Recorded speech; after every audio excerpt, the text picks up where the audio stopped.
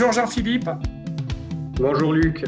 Donc une fois n'est pas coutume, cette fois j'interviewe un joueur, même une personne qui a une double casquette, c'est-à-dire que Philippe, tu es joueur de pétanque et tu es également organisateur d'événements pétanque.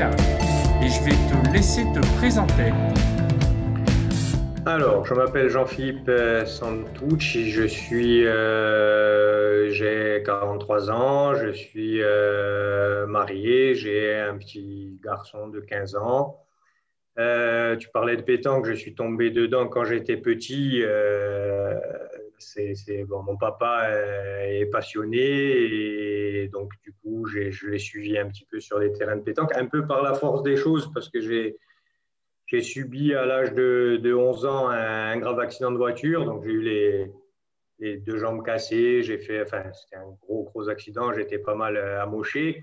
Du coup, à la suite de cet accident, j'ai dû arrêter tous les sports, un peu les sports de contact, comme jouer au football. Bon, j'étais un petit peu contraint après un an d'hôpital à ne plus faire de sport. Et donc, j'ai été un peu plus vite. Je pense que j'y serais arrivé un jour, mais bon, j'étais un petit peu plus vite amené à la pétanque. Après, en termes d'engagement pétanque, en termes professionnels, je travaille à l'Office d'environnement de la Corse depuis plus de 18 ans, sur une mission d'intérêt général qui est la prévention incendie. Au niveau pétanque, donc je suis président du club Ajaccio Sport Pétanque. Je suis joueur aussi. Voilà.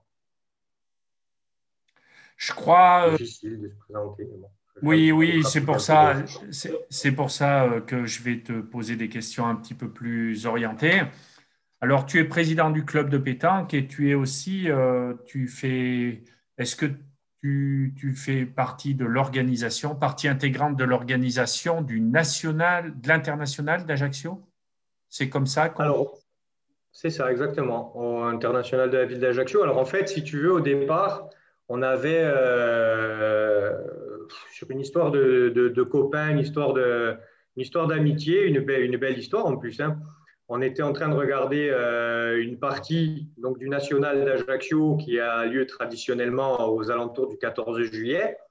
Et on se disait qu'on pouvait essayer de faire un petit peu mieux que ce qui était fait et que ce qui déclinait progressivement, puisque ce n'était pas un manque de capacité des organisateurs, mais c'était toujours la même chose. Et j'avais d'ailleurs participé moi-même, hein, donc c'est pas critique au niveau des personnes qui l'ont fait, mais je participais moi en tant que national. Et rapidement, s'est posé la question de est-ce qu'un comité a une vocation à organiser un événement ou est-ce qu'un comité a une vocation à gérer de manière beaucoup plus large ce qui se passe au niveau de la pétanque. Et du coup, avec 4-5 copains, hein, pour ne pas les citer, Dédé Mel, Philippe Pietre et Cyril Vanouch, Mika Linz, et on se disait qu'on pouvait peut-être éventuellement faire quelque chose. Donc, on a décidé en 2014 de se lancer dans cette belle histoire. Donc, un national existait à Ajaccio, donc on a décidé de marquer un petit peu les esprits en le faisant international dès la première année. Et en fait, on avait créé une association donc, qui s'appelait Ajaccio Sport Pétanque, mais qui n'avait comme vocation que l'organisation de cette manifestation. En fait, on était tous dans des clubs différents. Notre idée, c'était de fédérer autour de l'événement un petit peu la pétanque ajaxienne et la pétanque en Corse. Et donc, on s'est lancé dans la conception de cet événement. On a organisé une première édition en 2014 à côté de l'aéroport d'Ajaccio, à côté de l'aéroport de Campo de Loro, sur un petit site qu'on avait aménagé. C'était un petit village pétanque qui vivait pendant une semaine au rythme de notre événement. On avait amené de l'eau, l'électricité, il n'y avait rien, c'était un terrain vague. Donc, il y avait une ambiance particulière, une ambiance franchement sympa. On a organisé encore en 2015 sur ce site-là. Et puis, on avait une réelle volonté d'intégrer le centre-ville avec la place du Diamant comme comme site principal pour notre événement parce qu'on avait la conviction voilà, que ça allait changer la donne, que ça rentrerait dans une autre catégorie, dans une autre dimension. Et après, c'est comme tout, il faut acquérir la confiance des décideurs, il faut leur montrer qu'on est capable de faire des choses.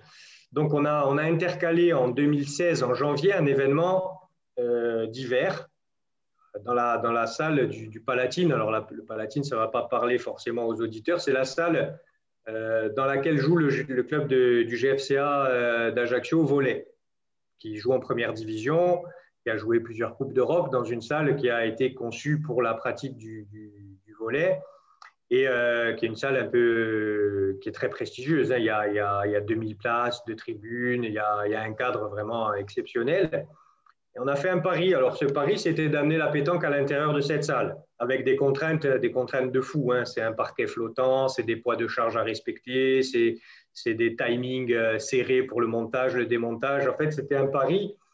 Et on sentait, moi, j'avais la conviction profonde que si on n'en passait pas par là, on n'avancerait pas. On resterait toujours sur notre petit terre-plein de Campo dell'Oro et on ne réussirait pas à passer ce cap.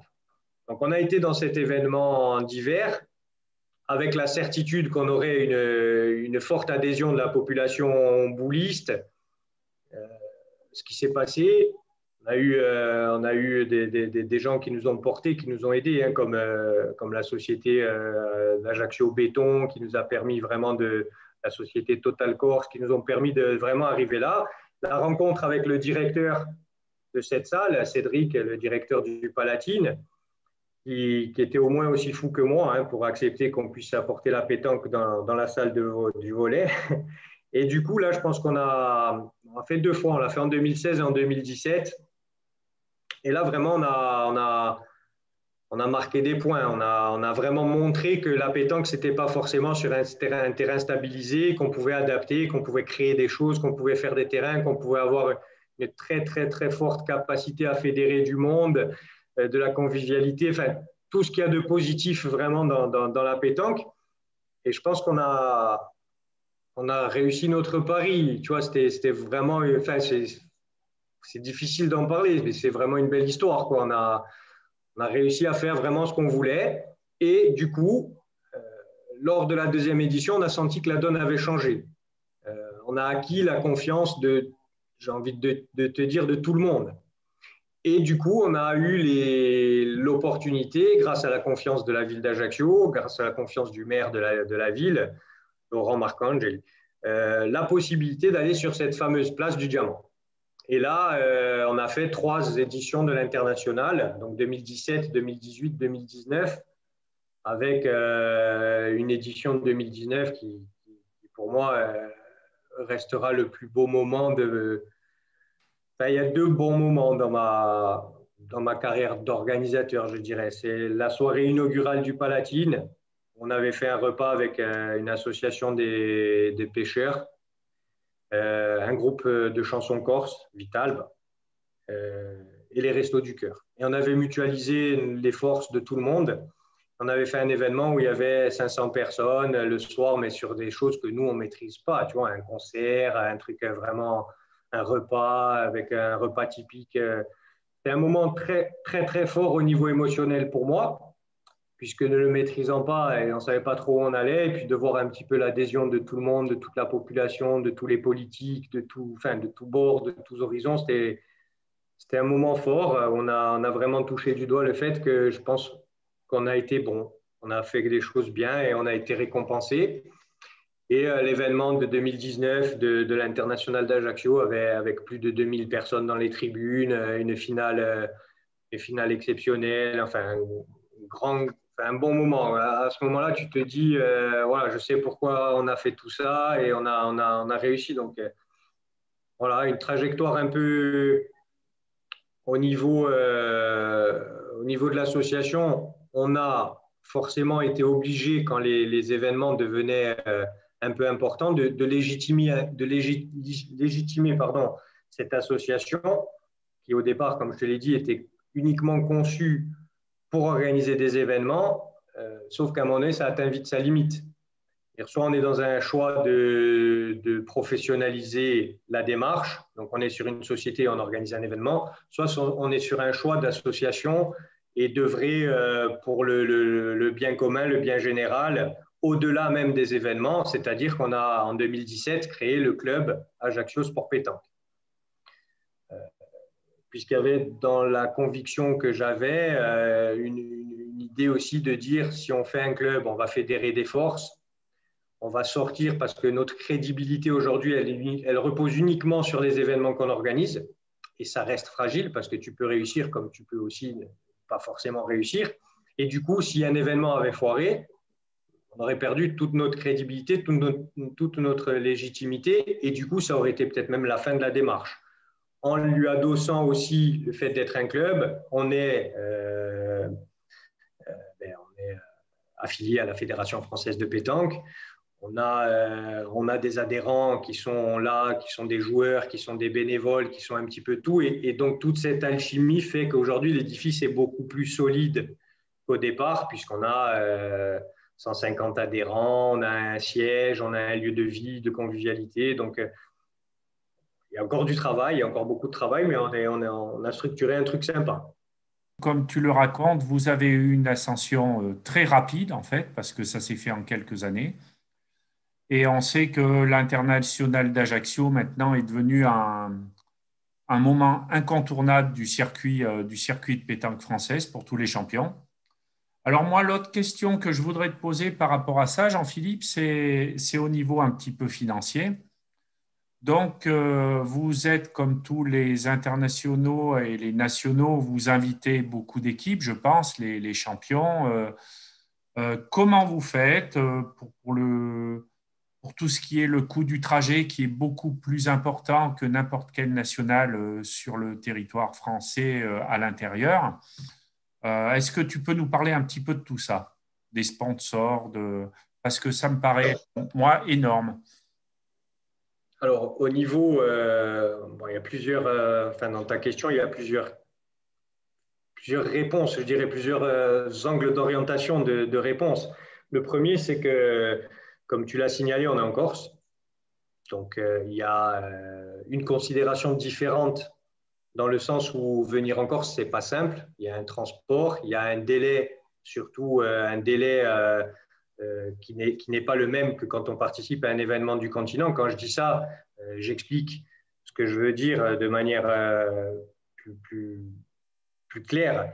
C'est-à-dire que sur le continent, tu viens, ça commence à 9 heures. Si à 11 heures tu as perdu ou à midi tu as perdu, tu prends ta voiture, que tu aies 2 heures, 5 heures, 10 heures de route, tu rentres chez toi. Chez nous, il y a un billet d'avion ou un billet de bateau à prendre à l'aller et au retour. Et entre les deux, personne ne sait ce qu'il va faire à la pétanque. C'est-à-dire que en général, on joint le concours de pétanque à un moment aussi un peu plus long. Et qui dit un peu plus long dit aussi forcément un petit peu plus cher. Donc tout ça, ça génère quoi? Ça génère un coût important, bien évidemment, mais surtout, alors moi, en termes d'organisation, je ne vais pas me mentir, je vais être sincère, ça m'est arrivé d'inviter des joueurs.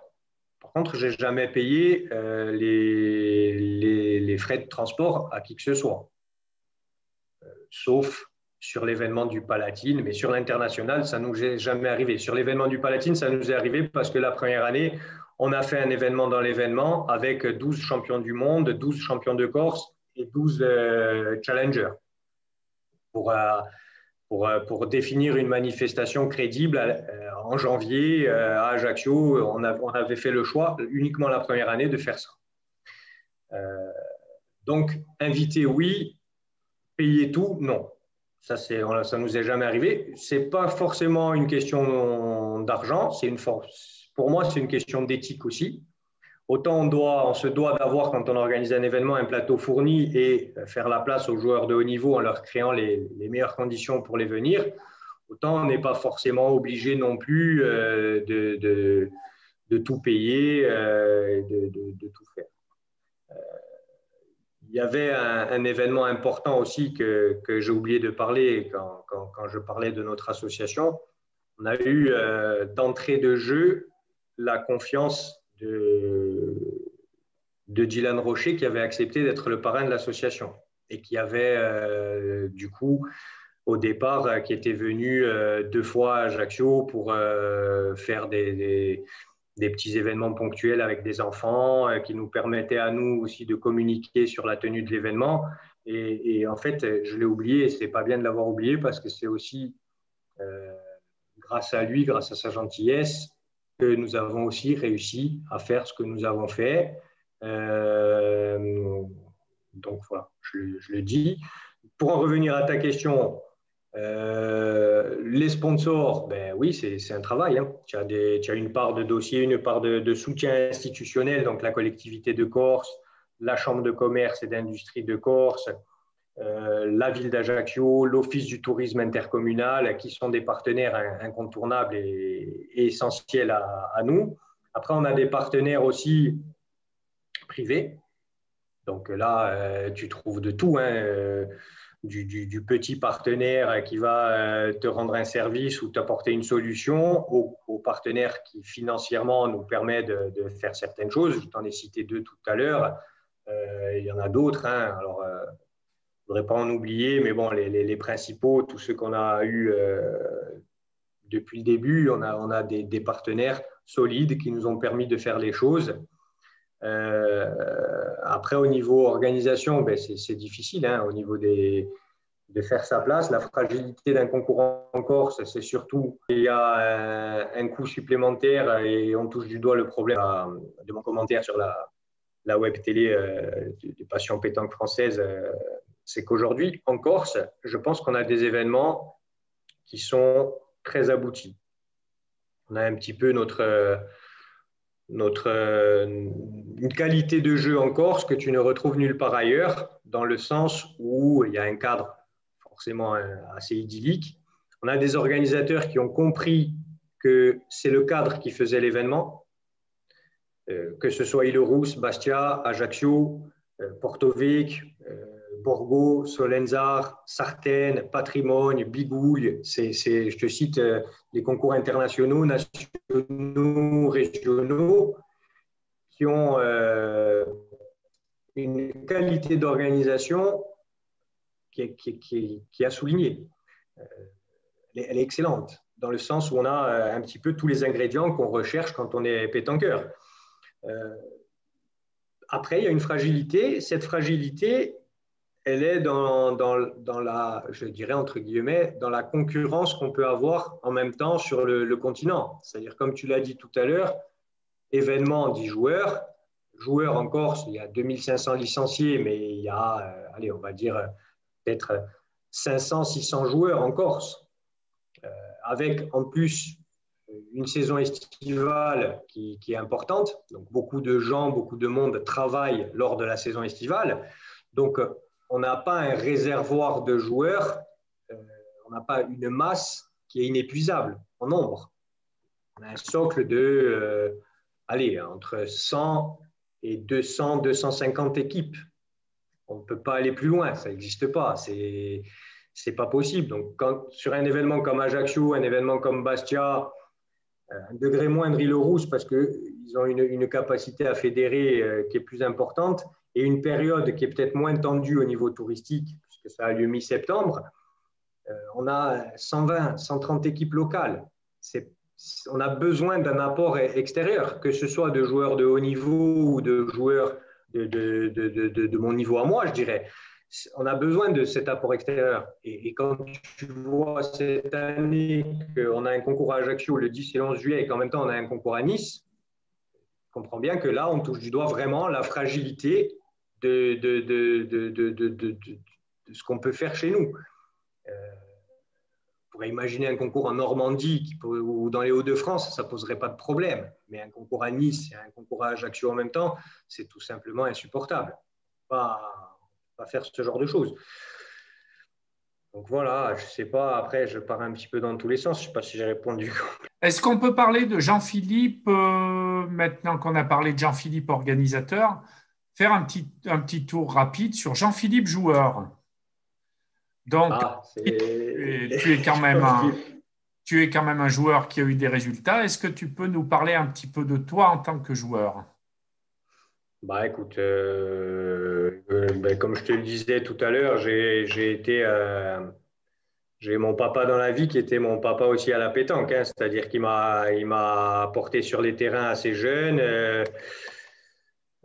avec toute la difficulté qu'on peut rencontrer quand on joue en famille. C'est quand même lui qui m'a mis le pied à l'étrier, qui m'a quand même permis de jouer assez vite avec des bons joueurs. Après, j'ai eu la chance de jouer pendant 3 ans avec Joseph Signe, qui est la légende de la pétanque en Corse, hein, avec Jean Fies, qui pour le, je dirais le nord de la région, et Joseph dans le sud de la région. Joseph, ça a été un petit peu mon mentor à la pétanque. C'est lui qui m'a appris l'exigence, qui m'a appris plein de choses.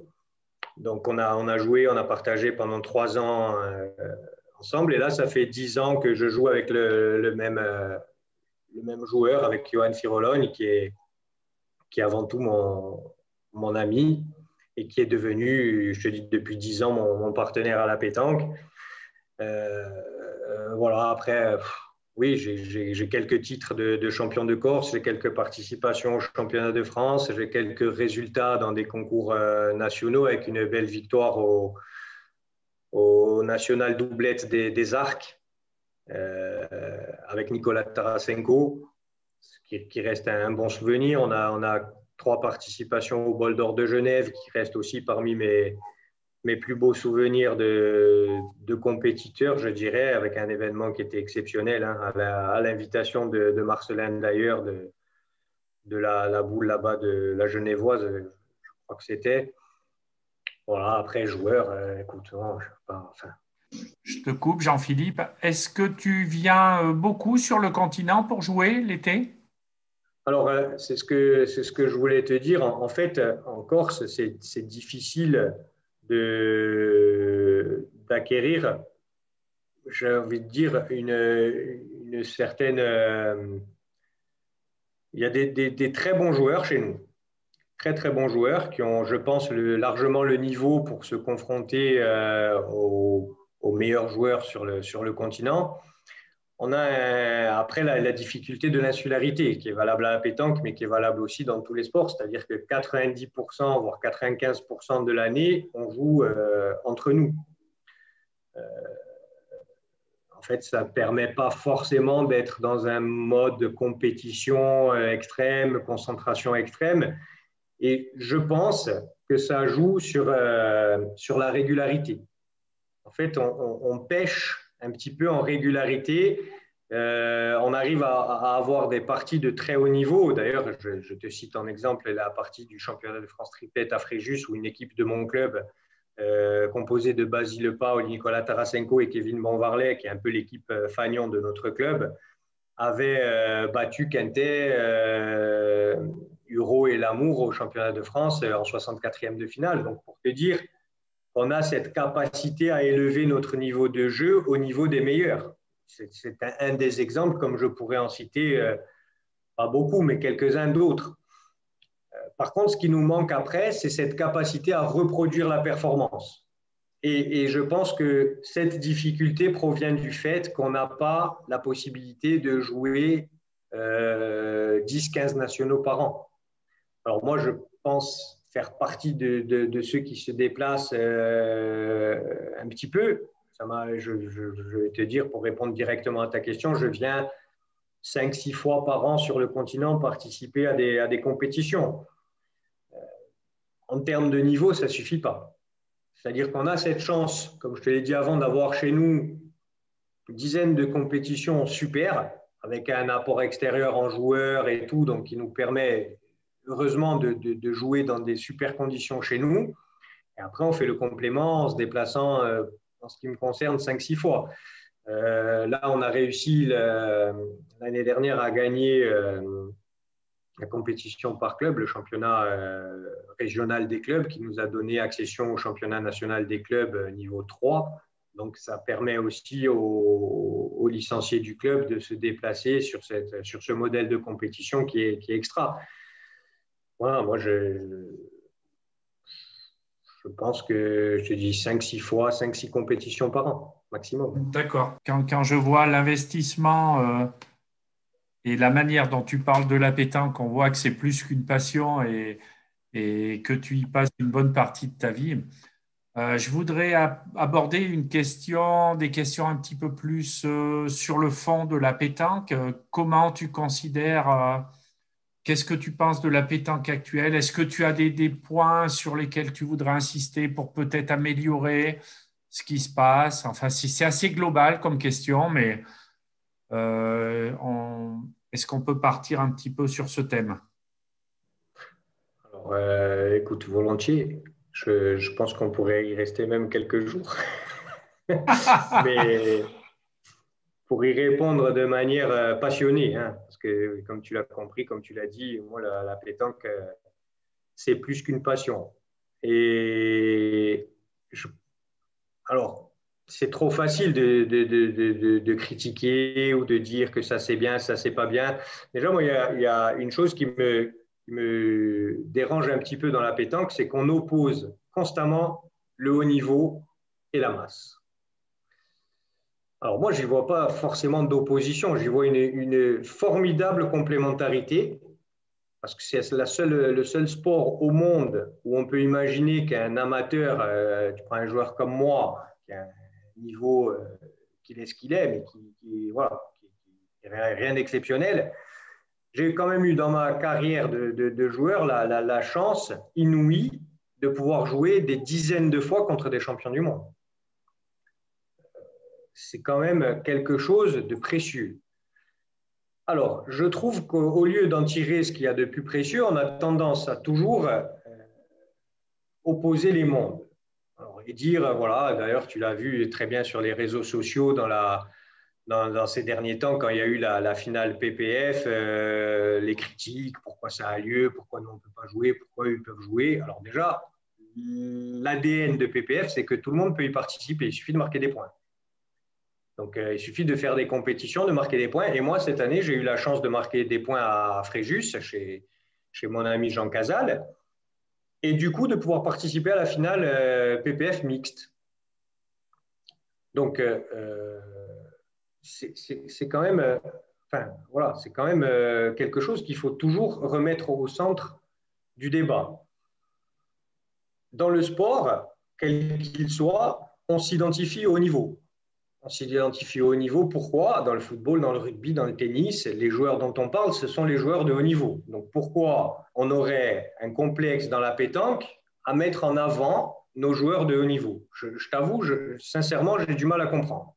Je ne vois pas pourquoi on ramène toujours sur le tapis le fait qu'ils aient soi-disant des privilèges, des avantages. Moi, je pense qu'ils n'en ont pas assez, malheureusement. Par contre, je pense aussi que la masse, que le licencié lambda doit avoir toute sa place aussi dans le monde de la pétanque. Et qu'aujourd'hui, si ce licencié lambda souffre à un moment donné d'un manque de considération, il en a certainement raison aussi. Moi, aujourd'hui, sincèrement, je ne comprends pas pourquoi on ne crée pas les conditions pour proposer au ministre des Sports des conditions qui permettent de respecter les contraintes sanitaires, les gestes barrières, et quand même de jouer à la pétanque. Je t'avoue que je n'arrive pas à le comprendre. Donc je comprends que les gens ne reprennent pas leur licence, que les gens doutent, que les gens soient en colère. Par contre, je ne comprends pas qu'on puisse s'en prendre aux joueurs de haut niveau qui a pu faire la finale PPF. Je n'arrive pas. Alors, il y a beaucoup de choses à dire. Moi, j'ai une conviction. C'est qu'aujourd'hui, mon constat sur la vie politique, je dirais, il est le suivant. C'est qu'aujourd'hui, plus personne ne prend des responsabilités pour proposer un projet. Il faut se poser la question pourquoi. Quand tu raisonnes, j'ai un peu plus de 40 ans, j'ai connu les blocs droite-gauche avec chacun ses idées, chacun sa façon de voir les choses et sa façon de voir la vie. Aujourd'hui, ça existe beaucoup moins. Ça existe encore, mais on a tendance à avoir des blocs politiques beaucoup plus recentrés sur d'autres choses et qui ont plutôt tendance à laisser de côté leurs idéaux de base droite-gauche. Mais on a aussi un gros problème, c'est qu'aujourd'hui, plus personne ne propose grand-chose. D'ailleurs, on le voit malheureusement dans les élections pétanques qui arrivent. Hein, je n'ai pas vu beaucoup de projets, malheureusement. Pourquoi? Parce que les politiques ont bien compris que quand on propose un projet, on se met déjà à dos la moitié du public. Parce qu'il y en a qui vont te dire que c'est trop cher, qu'il faut faire autre chose, que les priorités ne sont pas là, qu'ils n'auraient pas fait ça, que bladadi, que badada. Donc, le pouvoir s'est adapté. Les gens de pouvoir se sont adaptés. Ils n'ont plus proposé de projet parce qu'ils savaient pertinemment que en ne proposant rien, ils se réservaient et ils préservaient au moins le public pour avoir les votes ou le soutien voulu. Après, à qui la faute? La faute, j'ai envie de te dire, c'est quoi qui est arrivé en premier, la poule ou l'œuf? Moi, je ne sais pas, hein, franchement, j'ai entendu plein de choses, mais j'en sais rien. À qui la faute? Est-ce que c'est la faute au pouvoir? Est-ce que c'est la faute au public? Je ne sais pas. Aujourd'hui, plus personne n'est content de rien. Donc, c'est un débat un petit peu philosophique pour moi. On sort du cadre de la pétanque, mais en le superposant à la pétanque, aujourd'hui, moi, j'ai une conviction dans la pétanque, c'est que, il faut arrêter qu'il y ait une opposition au niveau masse. Ça, c'est la base. On part de, j'ai envie de te dire, je vais parler que de ce que je connais, 40 ans de pas grand-chose. C'est-à-dire qu'on joue à la pétanque aujourd'hui comme on jouait il y a 40 ans, comme on jouait il y a peut-être même 100 ans. Il n'y a eu aucune décision forte qui a été prise pour améliorer ce jeu, ce sport. Rien. Donc aujourd'hui, que faire? Que faire? Pour moi, il y a tellement de choses à faire, avec toute l'humilité que je peux mettre dans mes propos, hein, parce que de solutions, pour moi, hein, il n'y en a pas. Il y a des pistes, il y a des essais à faire, il y a des choses à essayer, mais de solutions miracles, quand tu es devant 50 ans d'inertie, malheureusement, il n'y en a plus. Et donc, c'est difficile. Alors, moi, je peux parler sincèrement de ce que je pense. C'est-à-dire qu'aujourd'hui, on fait le constat qu'on n'attire pas les jeunes. Celui qui dit le contraire, c'est un menteur. C'est quelqu'un qui va se défausser devant ses responsabilités. On n'attire pas les jeunes. La pétanque n'attire pas les jeunes. 60% de la population bouliste, licenciée bouliste, a plus de 60 ans. On n'attire pas les jeunes. Ça représente quoi? 7-8% de la population bouliste, c'est marginal. Pourquoi? Il y a plein de raisons. Pourquoi aujourd'hui, à la télé, quand tu regardes une partie, elle est en différé? Il y a plein de raisons. Les principales, c'est qu'en télé, on a besoin d'un timing et qu'à la pétanque, on ne peut pas le respecter. Une partie, elle peut durer 20 minutes comme elle peut durer 3 heures. Et qu'en termes de timing télé, on est obligé de proposer quelque chose de carré. Ce n'est pas le cas. Alors, ça passe un petit peu à la télé maintenant sur des créneaux horaires avec l'équipe 21 qui diffuse et tout. Mais bon, ça reste quand même assez marginal et assez fragile. Pourquoi? Parce que moi, j'ai la conviction qu'aujourd'hui, il faut dynamiser ce sport. Il faut peut-être réfléchir à faire des parties autant et plus en 13. Il faut une refonte complète de certaines règles. Après, attention, avec beaucoup d'humilité, je dis ça, parce que je ne suis pas sûr que ce soit forcément la solution qui va régler les problèmes. Mais aujourd'hui, il faut essayer. Si on n'essaye pas, on va continuer au mieux stagner, au pire, continuer de plonger. Il y a des choses à revoir. Aujourd'hui, la Fédé a fait un choix fort sur les compétitions par club et par équipe, au-delà du fait de jouer à 2, à 3. Pour moi, c'est une piste. Pour moi, c'est quelque chose qu'il faut continuer de travailler. Parce qu'en définitive, aujourd'hui, qu'est-ce qui se passe? Tu as des notions de niveau qui sont trop difficiles à percevoir. Qui est plus fort que qui? Alors oui, si on dit Dylan Rochet, est-ce qu'il est plus fort que Jean-Philippe Santouche? Oui, forcément. Mais quand on compare à des degrés moindres des niveaux entre champions ou entre gens comme moi ou même d'autres, c'est difficile. Il y a toujours celui qui va se rabaisser un petit peu ou celui qui va se penser plus fort que ce qu'il n'est. Et aujourd'hui, on a du mal à faire une lecture sur le niveau de chacun. Alors, il y a une solution, c'est qu'on joue seul. À la limite, quand on joue en 1 contre 1, là, il n'y a plus de moyen de se défausser. C'est le plus fort qui gagne. Ça, c'est... Mais est-ce que pour autant il faut faire de la pétanque un sport individuel? Je ne pense pas. Est-ce qu'aujourd'hui, jouer en doublette, en triplette, avec toutes les dérives que ça comporte, est-ce que c'est encore adapté? J'ai envie de te dire, je ne pense pas non plus. Donc, il y a beaucoup, beaucoup de choses à faire, beaucoup de choses à revoir. Le problème, c'est que je n'ai pas l'impression qu'on fasse grand-chose, malheureusement. Et cette inertie perdure. Et quelque part, aujourd'hui, on est dans une situation qui, moi, me laisse penser que ça va être compliqué. Ça va être très, très compliqué d'avancer. Euh, des projets, des idées, des pistes, j'en ai plein. Mais qu'est-ce qu'elles valent? Sincèrement, j'en sais rien. Ce qu'il faut, c'est des tables rondes, des gens qui réussissent à s'asseoir autour d'une table, qu'on prenne la température chez des messieurs, des messieurs Quintet, des messieurs, des gens qui ont une vision de la pétanque sur des décennies, qui ont un vécu incomparable. Il y a des gens comme les arbitres, il y a des gens comme les dirigeants, il y a des gens comme les organisateurs d'événements, il y a tous ces gens-là. On ne va pas forcément avoir les mêmes idées, c'est évident, mais de cette concertation doit naître un projet qui doit aujourd'hui forcément modifier la façon qu'on a de percevoir la pétanque. Moi, quand je vois un calendrier des nationaux avec 280 événements, je me dis, mais qu'est-ce que c'est? Ça représente quoi? Ça veut dire quoi? Il y a des week-ends où il y a 10 nationaux, 15 nationaux en même temps. Ça veut dire quoi? Un national, c'est quoi? Il n'y a pas de hiérarchie, il y a 4 000 € plus les mises, 5 000 € plus les mises. Ça ne veut rien dire. Ça ne veut rien dire. Moi, quand à Ajaccio, on met 8 000 € plus les mises pour un international, mais pour moi, je ne le vois même pas. Ce qu'on arrive à faire, on met 3 000 m² de moquette, on met 60 tonnes de gravillon, on met 1 km de linéaire de madrier, on met 5 km de scotch double face. Pourquoi? Pour aménager un espace qui donne envie aux gens de jouer, qui donne envie aux gens de venir regarder. Et ma réussite, notre réussite à nous aujourd'hui, c'est quoi? C'est que quand on a une finale avec 2000 personnes qui la regardent, dans les tribunes, il y a seulement un quart des gens qui sont boulistes. Les trois quarts, c'est des gens qui ne sont pas boulistes, qui ne sont pas licenciés. C'est des gens qui découvrent un sport, qui découvrent une pratique et qui vont peut-être un jour arriver à se licencier. Et c'est là aujourd'hui qu'on doit construire des événements. C'est là aujourd'hui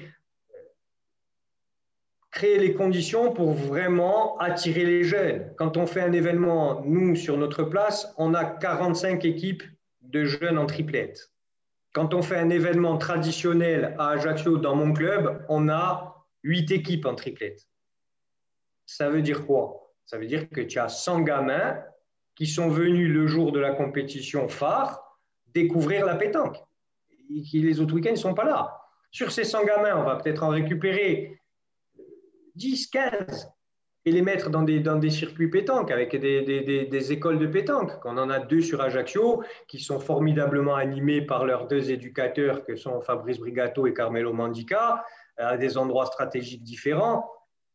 Voilà, donc il y a tout ça à réfléchir, mais il n'y a aucune... Enfin, moi, je t'avouerai que je suis tellement passionné qu'aujourd'hui, ça me mine, cette situation. Ça me mine. On expédie les affaires courantes, on organise ce qu'on a organisé, alors tu vois des trucs, bon, bref, et il n'y a aucune réflexion stratégique. Et on va tout doucement, tranquillement, on va au-devant de difficultés énormes. Alors, la Covid, la situation sanitaire précipite les choses, forcément, mais ça allait mal avant, hein, il ne faudra jamais l'oublier quand même.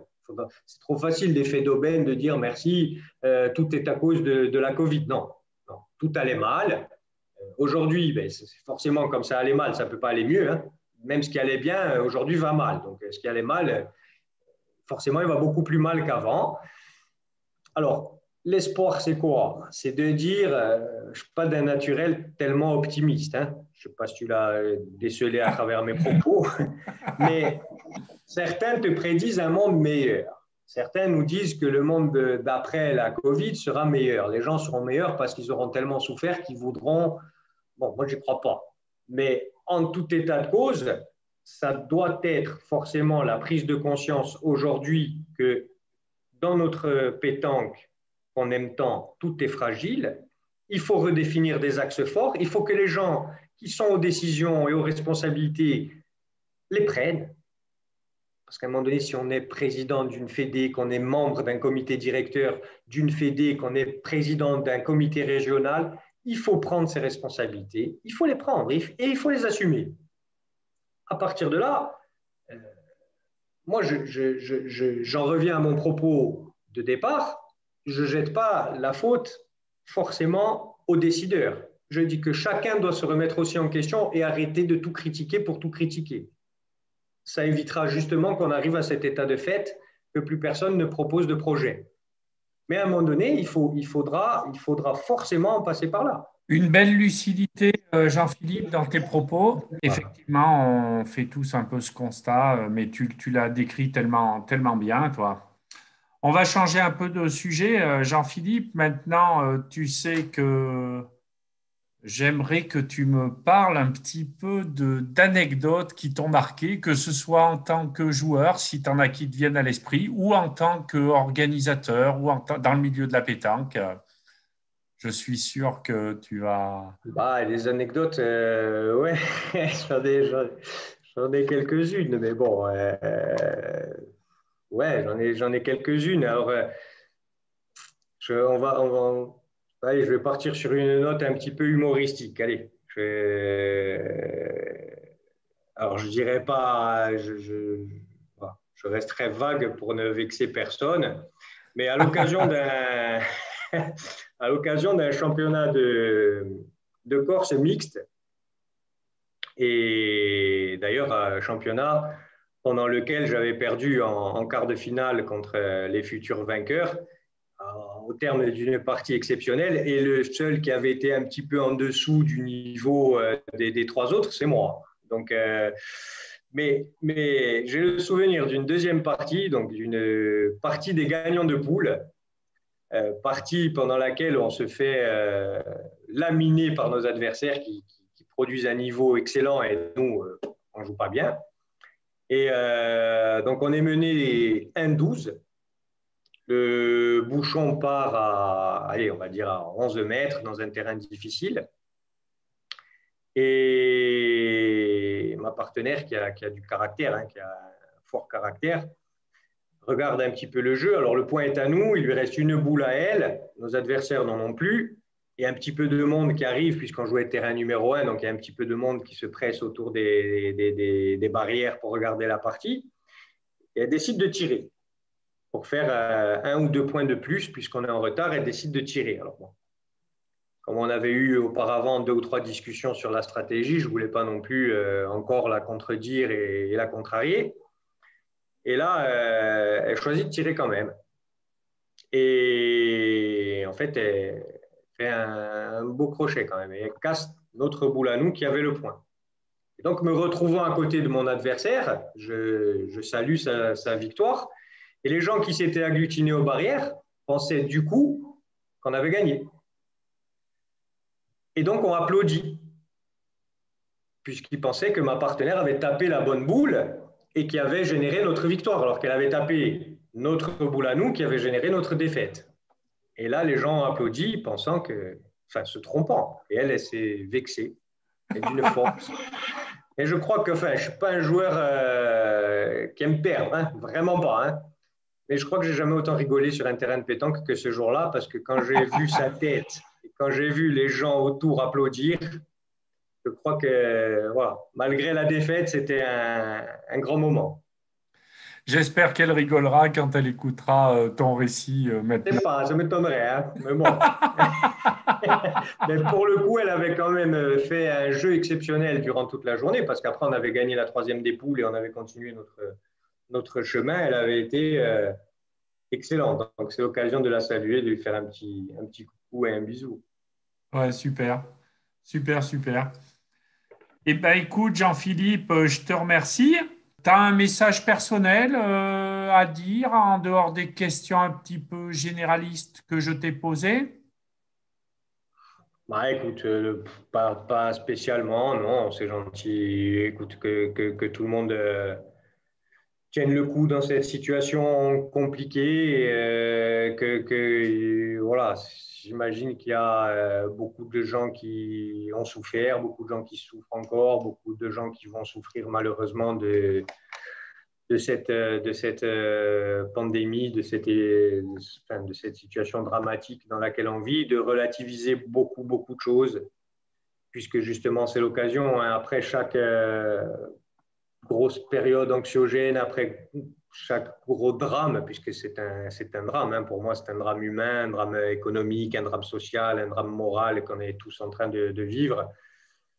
Je pense qu'il faut prendre conscience que la vie est fragile, que les choses sont fragiles. Alors, moi, en préambule, je t'ai parlé un petit peu de moi personnellement. Moi, j'avais 11 ans, j'ai vécu 1 an dans un lit d'hôpital et du coup, suite à ça, j'ai compris qu'aujourd'hui, rien n'était sûr et que la vie est précieuse, qu'elle est fragile. Il faut essayer d'en profiter, même si c'est difficile. Donc, le message d'ordre général, j'aurais envie de te dire que chacun prenne bien soin de lui, bien soin des autres aussi, et que j'espère qu'on sortira vite de cette situation pour vivre des jours meilleurs et qu'on puisse tous se retrouver vite dans des conditions normales. De bien belles paroles, Jean-Philippe, et je t'en remercie. Alors moi, oui, voilà. Pour la fin, j'ai essayé de remettre ma petite tête sur la vidéo. Donc, moi, je souhaite une longue vie, bien sûr, à ces événements en Corse. Bon, j'en entends parler, c'est que du bonheur, hein, l'international. Mais alors, moi, j'ai plusieurs amis qui y vont. J'espère que j'aurai la chance, moi, de connaître ça en tant que spectateur un jour, parce que déjà, de retourner en Corse, c'est toujours un vrai plaisir. Et en plus, votre événement, mais il a vraiment une aura maintenant très importante sur le continent, hein, et j'imagine ailleurs aussi, parce que et on le doit à vous, à votre bonne volonté, à votre super organisation et votre passion, à Jean-Philippe et tous tes amis qui organisent ça. Moi, je tire un grand coup de chapeau. Je suis tout le temps admiratif. Et en plus de quelqu'un qui joue aussi, donc tu ne fais pas que ça. Chapeau. Alors, merci Jean-Philippe. Ben, écoute, merci à toi, Luc, pour ton interview, pour ce que tu fais pour la pétanque. C'est sympa. Et donc, je rejoins ton propos. Tu es le bienvenu et j'espère te voir bientôt chez nous en Corse pour un de nos événements. Merci en tout cas pour tes gentilles paroles et d'avoir mis un petit peu en avant à travers moi notre démarche collective et aussi un petit peu l'image de la Corse. C'est avec plaisir, Jean-Philippe. Bon, bah, super.